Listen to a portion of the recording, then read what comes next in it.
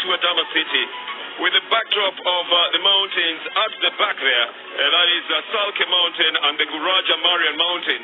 And the panorama shot of the Adama Science and Technology University in the background. It welcomes you to another Premier League match in the Ethiopian Premier League. Mekelakeya, also known as the Defense Forces team, that was just promoted the other day, is going to be playing another team that was just promoted, Arba Minch, the city of Arba Minch. They came together to the Premier League, and today they get the chance to play only their second matches here to measure themselves against each other. A very good crop of referees will be taking on this game today. They include the fourth referee, Levi Degusie, who's an international as well, and Jonas Kasahun. And we're going to be seeing how they will be going about this match today to try and get 3 points out of it. Mekelakeya have brought in their brass bands. Of course they are in the army, and they've got in their legion of fans as well, most of them soldiers, to celebrate with them and to help them push the team to higher heights. So the trumpets, the brass band, the gong, the trombone, and the saxophone, and the trumpet will today be all sounding for Mekelakeya. But we know that that is outside of the field of play. Inside the field of play, it's the sound of the crowds cheering a goal when it touches the net that will be more important. So we've got the entertainment off the field, and it's very colorful indeed, and we've got the entertainment on the field as well, which is equally colorful. So the Adama Science and Technology University welcomes you back. I know you're thinking it should be the University of Science and Technology of Adama, but that's you thinking. Or you're thinking University of Science and Technology of Ibrahim Hussein will be in that team. Dawit Mamo will also be there. They've been brought onto the in that Arba Minch side. Now, arguably, they have seen each other before. They know each other. They will be getting the better of each other. Johannes Saleh knows that he's got to dance to the beat of Mekelakeya, the soldiers of the defense forces, because he's the coach. And now you know, if you are the owner of the club and the DJ plays music, you must dance to it, regardless of what music it is. So, Johannes Saleh must dance to the music of the Mekelakeya brass band that is here at the stadium. On the other side, there will be the coach and trainer, Mesai Teferi, hoping that he's going to be doing a good job. The center referee is Jonas Kasahun. He's a tourism and sports official in Gondar. Now, Gondar is up there next to Bahardar, a couple of kilometers, where the team Khasi actually does come from. The castle of Gondar is what it is famed for. The second assistant referee is Sorsa Daegu, a teacher in the sports science prep school. And the other one is Siraj Nurbijan, a sports official in Wolkite. So into the game now. We will be taking you through the 90 minutes of it. It might go a little bit silent as the earlier kickoff, and of course not having enough of the spectators for it. But that will not stop the game from going. My opponent, here, is one of the commentators in America who will take you through it. I am Bernardo Tieno, and I am in the company of Peter Kiruba to take you through the 90 minutes. The expectation, Peter, when you have two teams that have just been promoted and they're playing only their second game against each other in the Premier League, do they go back to old habits because they met more times in the lower tier league, or do they up their game to the Premier League level? They say old habits. They had both of them coming with very different formations. Mekelakeya on a 4-4-2, Arba Minch with a 3-5-2 formation, meaning there will be a lot of legs in the midfield with about 9 men battling for it. And I think because of having met each other in the lower league, then today I think old habits will die hard. Okay, yes, Mr. Itaferi knows that as well. Then he will be expecting the best. And yes, you're very right about that, Peter. There's going to be a lot of battle for the midfield. I like the battle for the midfield because it means whoever wins it in the midfield then can win the game altogether if they make use of the good midfield control.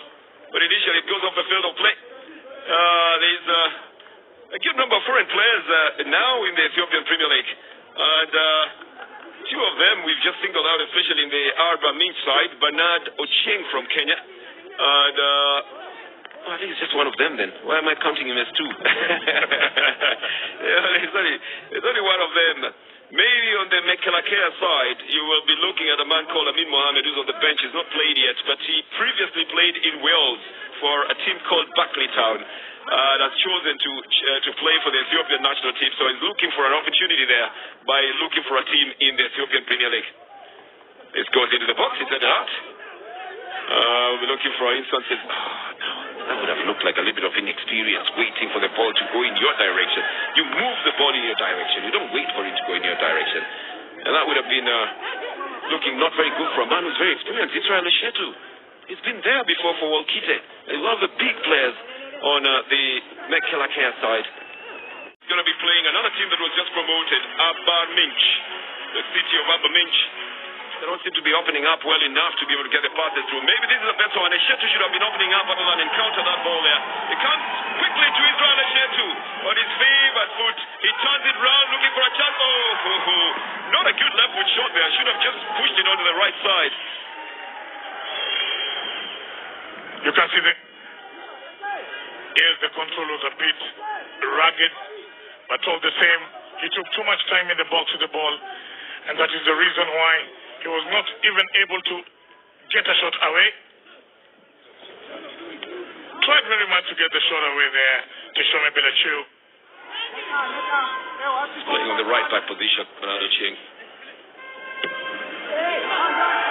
Nice one, set it up. Looking for a chance for a shot here. It's a hard one, but it's not on target. Doesn't even get a touch from anybody else. It veers off target for a goal kick. It's going to be for the... It's going to be for Arba Minch, Ketema. Just having a little bit of a joke about the number of Ghanaians in this side. We've read a lot of stories about spying and espionage and all that, and watched a lot of movies. Here is a good one, just looking for a touch to come from Ahmed Hussein. 2 goals that he has scored. He's got the easiest of chances to score. Another one here. And a man formerly from Wolkite totally misses this one. How will he explain that, Peter? He did not put his eye on the ball. He definitely lost concentration for a very short stint there. Being what it was in the first half, I don't see any changes very early in this game. I think they're still sizing each other up. And the person who is able to score the first goal here, I think will bring this game into life. Well, that's a very good thing to say, but we must also look at how that person will be able to score the goal. It's not going to be from those long shots coming from Ahmed Hussein, because they have not worked in the past. They have to build it right into the final third and try to work it from there. This is called opportunity. Just, getting the opportunistic mind into play. But if you've done a little bit of economics, there's also the opportunity cost of it. There's what is lost in the process of trying to get that into a goal. This looks dangerous to me. Does it? It's only Hagos who can make it dangerous. Shoots a low one, takes a deflection, but the deflection sends it off the field of play. Well, not a bad one coming from the new substitute, Facup FIFA. But not quite what was expected. Intestinot puts his foot in it. And then again it's picked up by the Arba Minch side. Well, he gets it onto the right side and sets it up very nicely for Facup FIFA, who's in a hurry to take it again. And again it lets him down. Oh, he should have controlled it, but he didn't. Sharks, I do remember, the team that once played an English Premier League team. Did they play Everton? Yeah, they played Everton twice. Okay. And that was because they had won a cup final in Kenya, isn't it? Yes, they had won the cup in Kenya. And also as the Premier League champions, were they Premier League champions? No, they were never Premier League champions. So it was just the cup championship. I think as a select team as well, because he was the cup champion and a select team. Yes, and a select team. One time Guarani also did play that, didn't they? You're right. Okay. Yeah, the whole of the stadium that time, I remember Dar es Salaam were coming to see Wayne Rooney. Here is a header that just misses the target by inches from Mekelakeya. Would have changed the way this game would have been looked at. But then, I don't know, the header doesn't do what it's supposed to do coming from Hagos.